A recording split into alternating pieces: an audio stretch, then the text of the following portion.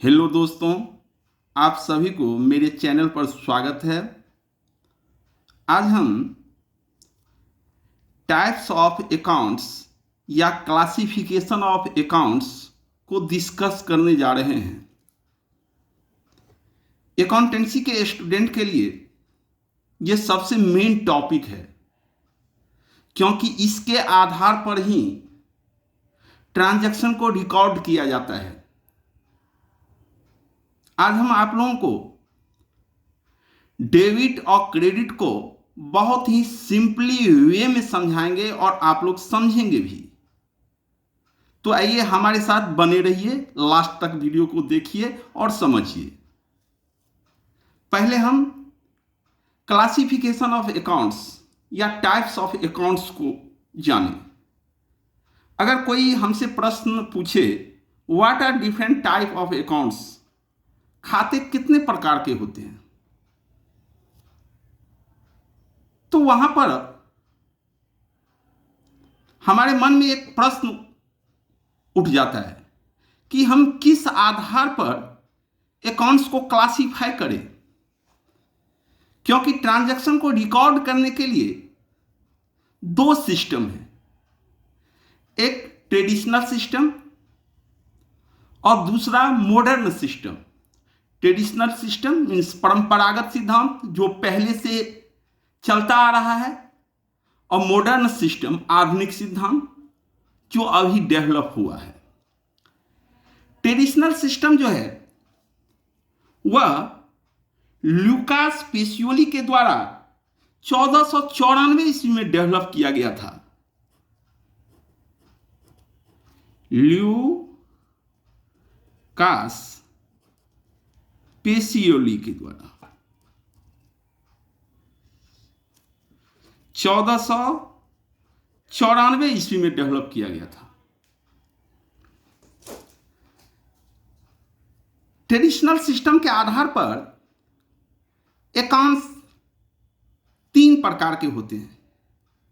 कौन कौन सा? पर्सनल अकाउंट, पर्सनल अकाउंट, दूसरा रियल अकाउंट और तीसरा nominal account. Personal account, real accounts और नॉमिनल अकाउंट्स, ये ट्रेडिशनल के आधार पर इसको क्लासिफाई किया गया है। पर्सनल अकाउंट्स के अंतर्गत किसी पर्सन, फर्म, कंपनी और इंस्टीट्यूशन का अकाउंट्स आता है। पर्सनल अकाउंट्स के अंतर्गत ही ऑनर का अकाउंट भी आ जाता है। एसेट्स के अकाउंट्स को रियल अकाउंट्स कहा जाता है और एक्सपेंसेस और इनकम के अकाउंट्स को नॉमिनल अकाउंट्स कहा जाता है।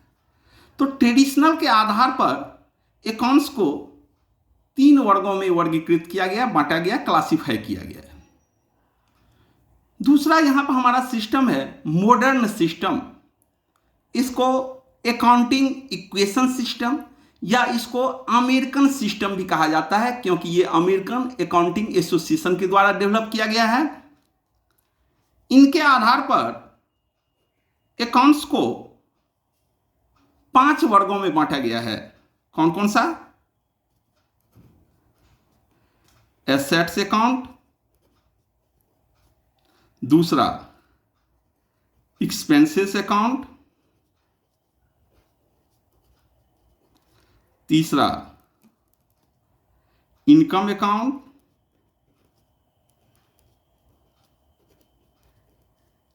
चौथा कैपिटल अकाउंट और पांचवा लायबिलिटीज अकाउंट।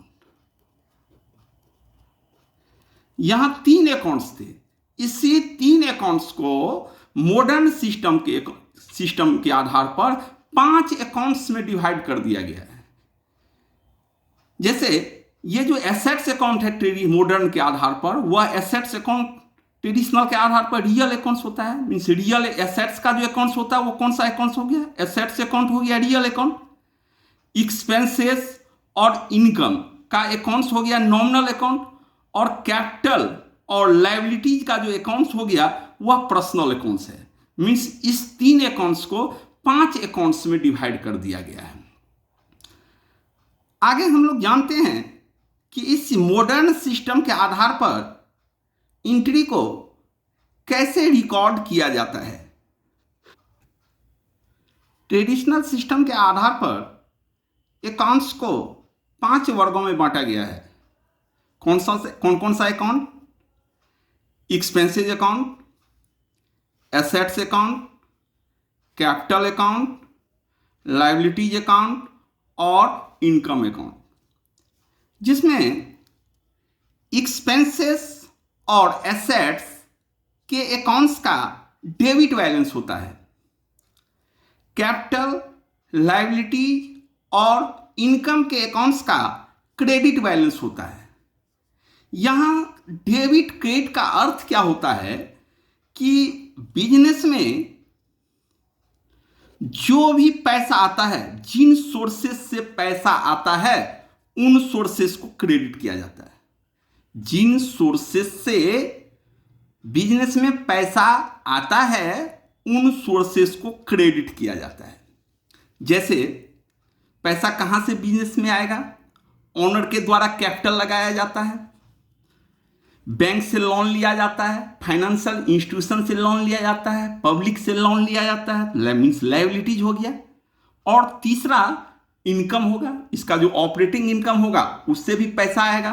तो यहां क्या देख रहे हैं, कैपिटल से भी, कैपिटल बिजनेस ओनर कैपिटल लगाएगा तो भी पैसा आएगा, तो पैसा आएगा तो क्रेडिट करेंगे।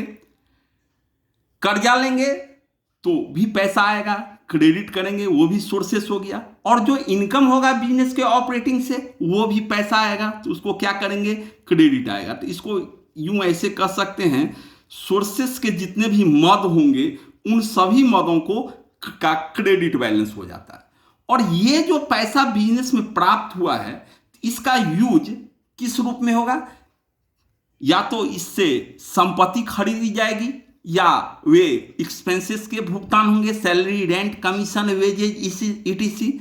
मीन्स यहां एक्सपेंसेस और एसेट्स के अकाउंट्स का डेबिट बैलेंस हो जाता है। कैपिटल, लायबिलिटी और इनकम के अकाउंट्स का क्रेडिट बैलेंस होता है। तो मॉडर्न रूल जो है इन्हीं डेबिट और क्रेडिट बैलेंस के आधार पर एंट्री किया जाता है। मॉडर्न रूल के आधार पर क्या एंट्री किया जाता है कि जब एक्सपेंसेस और एसेट्स के मद में वृद्धि हो,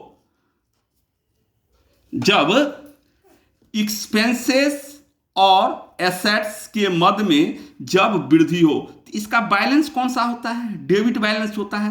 तो जब ये बढ़ेगा तो उस कंडीशन में इसको डेबिट कर दिया जाएगा। मीन्स एक्सपेंसेस और एसेट्स में जब इंक्रीज होगा तो उस दशा में इसको डेबिट कर दिया जाता है, क्योंकि इसका डेबिट बैलेंस होता है। और अगर एक्सपेंसेस और एसेट्स के मद में अगर कमी हो, वह डिक्रीज हो, तो बैलेंस यहां पर डेबिट होता है। अगर डिक्रीज होगा तो उस दशा में क्रेडिट कर दिया जाता है। मीन्स एक्सपेंसेस और एसेट्स के अकाउंट्स का डेबिट बैलेंस होता है, और एक्सपेंसेस और एसेट्स के मद में यदि वृद्धि हो तो डेबिट बैलेंस होता है। अगर ये बढ़ेगा तो उस दशा में डेबिट कर देंगे, और अगर इसमें कमी होगा तो उस दशा में क्रेडिट कर देंगे। इसी तरह कैपिटल, लायबिलिटी और इनकम के अकाउंट्स का क्रेडिट बैलेंस होता है। इसमें क्या होगा कि अगर इसमें इंक्रीज होगा, किसमें? कैपिटल में या लायबिलिटीज में या इनकम में, यदि इंक्रीज होगा तो उस दशा में क्रेडिट बैलेंस होता है, तो उसको क्रेडिट कर दिया जाता है। और अगर कैपिटल, लायबिलिटीज और इनकम के किसी मद में कमी अगर हो तो उस दशा में इसे डेबिट कर दिया जाता है। ठीक है, बात समझ गए होंगे। ये जो ट्रेडिशनल अकाउंट्स का जो ये रूल दिया गया है, ये रूल जो होता है वह अकाउंट्स के बैलेंस के आधार पर इसका पोस्टिंग किया जाता है। ट्रेडिशनल के आधार पर तो 3 रूल हो जाता है। पर्सनल अकाउंट्स का rule, debit the receiver and credit the giver. Real accounts का rule, debit what comes in and credit what goes out. और नॉमिनल अकाउंट्स का rule debit all expenses and losses and credit all income and gains. तो traditional के आधार पर तो वो rule separate दिए गए हैं, उस रूल के आधार पर एंट्री किए जाते हैं। लेकिन मॉडर्न सिस्टम जो है, मॉडर्न जो अप्रोच दिया गया है, जिसको अमेरिकन सिस्टम या अकाउंटिंग इक्वेशन सिस्टम कहा जाता है, उसके आधार पर जब हम एंट्री करते हैं तो वो एंट्री जो है वह अकाउंट्स के बैलेंस के आधार पर किया जाता है। तो इसके लिए हमको अकाउंट्स के बैलेंस को जानना होता है। तो अकाउंट्स 5 टाइप्स के हैं। तो इनमें से एक्सपेंसेस और एसेट्स के अकाउंट्स का डेबिट बैलेंस होता है, कैपिटल लायबिलिटी और इनकम के अकाउंट्स का क्रेडिट बैलेंस होता है। तो ये कैपिटल लायबिलिटी और इनकम का क्रेडिट बैलेंस होता है। तो ये क्या होता है, एक सोर्सेस होता है, इनसे यहाँ पैसा मिलता है। इन सोर्सेस से कैसे पैसा मिलेगा, ऑनर कैपिटल लगाएगा तो भी पैसा मिलेगा बिजनेस को, कर्ज लेंगे तो भी पैसा मिलेगा, इनकम होगा तो भी पैसा मिलेगा। लेकिन यहाँ पैसा क्या होता है, बिजनेस से जाती है। संपत्ति खरीदेंगे तो पैसा जाएगी, salary rent wages commission discount का पेमेंट करेंगे तो वो पैसा जाएगी। तो उस दशा में उसको डेबिट, और जब ये आएगी तो उस दशा में इसको क्रेडिट किया जाता है। अब इसी बैलेंस के आधार पर मॉडर्न सिस्टम के आधार पर एंट्री किए जाते हैं। तो एक्सपेंसेस और एसेट्स के डेबिट बैलेंस होते हैं। अगर इन एक्सपेंसेस या एसेट्स के किसी मद में वृद्धि हो, मींस इंक्रीज हो, तो उस दशा में ये डेबिट बैलेंस होता है। तो डेबिट कर देंगे तो डेबिट क्या होगा, प्लस हो जाएगा। और जब इसमें कमी हो तो डेबिट नहीं, कमी होगा तो ये डेबिट बैलेंस है, इसको हमें क्रेडिट करना होगा। सॉरी मिस्टेक हुआ था, डेबिट होता है तो उसको अगर क्रेडिट कर देंगे तो ये क्या हो जाएगा, माइनस हो जाएगा। और कैपिटल लायबिलिटीज और इनकम के अकाउंट्स का क्रेडिट बैलेंस होता है। जब इन कैपिटल लायबिलिटी या इनकम के मद में यदि वृद्धि हो जाए तो उस दशा में क्रेडिट करेंगे। तो क्रेडिट क्या होगा, प्लस हो जाएगा, मतलब इंक्रीज हो जाएगा। और क्रेडिट में अगर डेबिट कर देंगे तो ऑटोमेटिक वो क्या हो जाएगा, घट जाएगा। एक एंट्री को जाने इसके आधार पर, जैसे बिजनेस राम started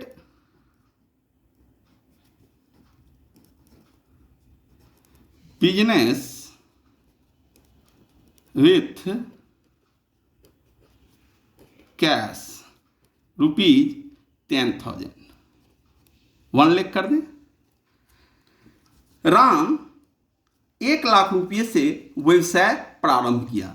एंट्री करने के लिए सबसे पहले हमको अकाउंट्स को जानना होता है। तो यहाँ हम मॉडर्न सिस्टम के आधार पर अगर हम ट्रांजैक्शन करते हैं, प्रत्येक ट्रांजैक्शन में 2 इफेक्ट्स होते हैं, क्योंकि इसका नाम ही है लेन और देन, लेते हैं और देते हैं। तो ट्रांजैक्शन में 2 एस्पेक्ट होता है, एक को डेबिट किया जाता है और दूसरे को क्रेडिट किया जाता है। तो यहाँ पर 2 अकाउंट्स कौन कौन सा इफेक्टेड होगा, एक तो अकाउंट्स हो गया यहाँ पर कैश, और दूसरा यहाँ राम का अकाउंट। तो राम यहाँ पर ऑनर है, और ऑनर के लिए बिजनेस में 2 अकाउंट्स ओपन होते हैं, एक कैपिटल अकाउंट और दूसरा ड्रॉइंग्स अकाउंट। जब ऑनर के द्वारा बिजनेस में कैश लगाया जाता है, कैश या एसेट्स लगाया जाता है, तो वह कैपिटल अकाउंट्स में लिखा जाता है। और जब बिजनेस के द्वारा अपने पर्सनल यूज के लिए बिजनेस से पैसा या